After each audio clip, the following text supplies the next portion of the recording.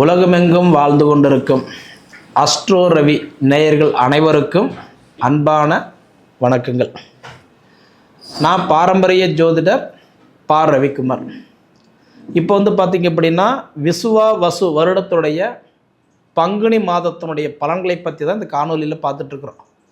இந்த வருடத்துடைய கடைசி மாதம் இந்த பங்குனி மாதத்தில், அதாவது இந்த துலாராசியில் பிறந்தவங்களுக்கு இந்த பங்குனி மாதம் எந்த மாதிரி பலன்களை கொடுக்க போகிறாரு அப்படின்னு பார்த்தீங்கன்னா, பொதுவாக பங்குனி மாதம் துலாராசியில் பிறந்த உங்களுக்கு பொதுவாகவே இந்த மாதன்றது பார்த்தீங்கன்னா எனக்கு தெரிஞ்சு இதுக்கு மேலே நல்லா இருக்கும் அப்படின்றதுல மாற்றமே இல்லை. சரிங்களா? அதுக்கு ஆதாரம் என்ன சார் அப்படின்னு பார்த்தீங்கன்னா, உங்கள் ராசிக்கு குரு பகவான் 5ஆம் இடமாக பார்த்துக்கிட்டு இருந்தார். அப்போ உங்கள் ராசியை குரு பகவான் பார்த்துக்கிட்டு இருந்தார் இல்லைங்களா, அவர் வக்கரத்துக்கு போயிருந்தார். டிசம்பர் மாதம் 7ஆம் தேதியே அவர் வக்கரம் அடைஞ்சிட்டார். அப்போ டிசம்பர் மாதம் 7ஆம் தேதியிலிருந்து மார்ச் 11 வரைக்கும் குரு பகவான் வக்கரத்தில் இருந்தார், கிட்டத்தட்ட ஒரு 3 மாதமாக. அதனால தான் துலாராசிக்காரங்களுக்கு எந்த மாற்றத்தையும் கொடுக்கல. சரிங்களா? அந்த குரு பகவான் இப்போ இயல்பு நிலைக்கு திரும்பிட்டார்.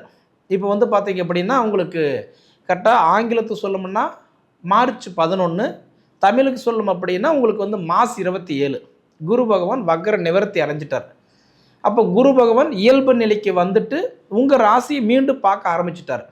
அதனால் கண்டிப்பாக உங்களுக்கு இதுக்கு மேலே உங்களுக்கு கிட்டத்தட்ட இந்த மாதம் நல்லா இருக்குன்றதை விட இன்னும் 2 மாதம் சேர்த்து ஜூன் 1 வரைக்கும் 82 நாளைக்கு குரு பகவான் தன் சொந்த நட்சத்திரத்தில் வந்த காலம் உங்களுக்கு சூப்பராக வேலை செய்ய போகுது. இதில் மாற்றம் இல்லை. ஏன்னா குரு பார்வைப்பட்டால் கோடி நன்மைன்னு சொல்லுவாங்க. அதனால் குரு பகவான் வக்கரத்தில் இருந்ததுனால தான் இந்த 3 மாதம் உங்களுக்கு வேலையில் பிரச்சனை, குடும்பத்தில் பிரச்சனை, மன அழுத்தம், கடன் பிரச்சனை, உடல் உபாதிகள், தேவையில்லாத அலைச்சல், இது எல்லாமே உங்களுக்கு இப்போ மாறி போச்சுன்னு தான் நான் சொல்லுவேன். ஏன்னா உங்களுக்கு மார்ச் 27ஆம் தேதியோட குரு வக்கர நிவர்த்தி அடைஞ்சிட்டாரு. அதனால் இதுக்கு மேலே உங்களுக்கு குரு பகவான் உங்களுக்கு ரொம்ப ஃபேவராக இருக்க போகிறாரு. சரிங்களா? அதனால் நீங்கள் எண்ணிய காரியம் உங்கள் ஜாதகம் நல்லா இருந்ததுன்னா அந்த காரியத்தை கொடுத்தே தீர்வார், நடக்கும். இதில் மாற்றமே இல்லை. அனுபவித்து பார்த்து சொல்லுங்கள். சரிங்களா? அதே மாதிரி உங்களுடைய ராசி அதிபதி சுக்கிரனும் இப்போ உச்சத்தில் உட்காந்துருக்கிறார். இது ஒரு அற்புதமான வாய்ப்பு. சரிங்களா? ஒரு கிரகம் போய் உச்சத்தில் உட்காரும்போது அந்த ராசிக்கு நிச்சயம் நல்லது பண்ணியே தீர்வார். அப்போ உங்கள் ராசிக்கு அதிபதி சுக்கிரன் போய் உச்சத்தில் போய் உட்கார்றதுனால குறிப்பாக 12 தேதி வரைக்கும் உச்சத்தில் இருப்பார். அப்போ உங்களுக்கு என்னென்னா இந்த ஆடம்பர பொருட்கள், அத்தியாவசிய பொருட்கள், சுருக்கமாக இந்த வண்டி வாகனம் சம்மந்தப்பட்ட யோகத்தை எல்லாம் உங்களுக்கு நல்லபடியாக கொடுத்துருவார். அந்த பிராத்தம் நம்ம ஜாதகத்தில் இருந்ததுன்னா உங்களுக்கு அதை அப்படியே உங்களுக்கு எடுத்துக்கலாம், கண்டிப்பாக நடக்கும். அதே நம்ம ஜாதகம் கெட்டு போயிருந்து நம்ம என்னதான் முயற்சி பண்ணாலும் அந்த முயற்சிகள் நிச்சயம் தடைப்படுத்திக்கிட்டே தான் இருக்கும். அப்போ 12ஆம் தேதி வரைக்கும் சுக்கிரன் உச்சமாக இருக்கிறது உங்களுக்கு ஒரு அற்புதமான காலம். 12 தேதிக்கு மேலே பார்த்தீங்க அப்படின்னா மீனத்திலிருந்து மேசத்துக்கு போயிடுவார். அப்போ எத்தனாம் இடத்துக்கு போயிடுவார்னா 6ஆம் இடத்துலேருந்து 7ஆம் இடத்துக்கு போயிடுவார். அப்போ சுக்கிரன் என்ன பண்ணுறாரு, அடுத்தது 12 தேதிக்கு மேலே திருமணம் வரன் பார்க்கக்கூடிய துலாராசிக்காரங்களாக இருந்தீங்கன்னா நிச்சயமாக உங்களுக்கு திருமண யோகமெல்லாம் உங்களுக்கு தேடி வரும். சரிங்களா? ஆனால் உங்களுக்கு 12ஆம் தேதி வரைக்கும் உங்களுக்கு வளர்ச்சிக்கு நல்லாயிருக்கும். 12ஆம் தேதிக்கு மேலே திருமணம் வரன் பார்க்கக்கூடிய சுக்கிரன், அதாவது துலாராசிக்காரர்களுக்கு நல்லாயிருக்கும். அதே மாதிரி பார்த்துட்டிங்க அப்படின்னா உங்களுக்கு செவ்வாய் 5ல் இருக்கிறதுனால 19 தேதி வரைக்கும் பார்த்தீங்கன்னா செவ்வாய் பகவான் உங்களுக்கு மீனத்தில் உட்காந்துருந்து கண்டிப்பாக நல்லா சப்போர்ட் பண்ணுவார். அப்போ அதுக்கு மேலே பார்த்துட்டிங்க அப்படின்னா 19ஆம் தேதிக்கு மேலே அந்த செவ்வாய் பகவான் உங்களுக்கு கிட்டத்தட்ட அப்படின்னா இந்த கடன் சார்ந்தது, இந்த குடும்பத்தை சார்ந்த விஷயங்கள் எல்லாமே உங்களுக்கு ஓரளவுக்கு சீராகவே வச்சுக்குவார். முடியாது அப்படின்னு நினைக்கிறவங்களுக்கு முடிச்சு காட்டணுன்ற எண்ணத்தை உங்களுக்கு அந்த தாட் கண்டிப்பாக கொடுத்துருவார். சரிங்களா?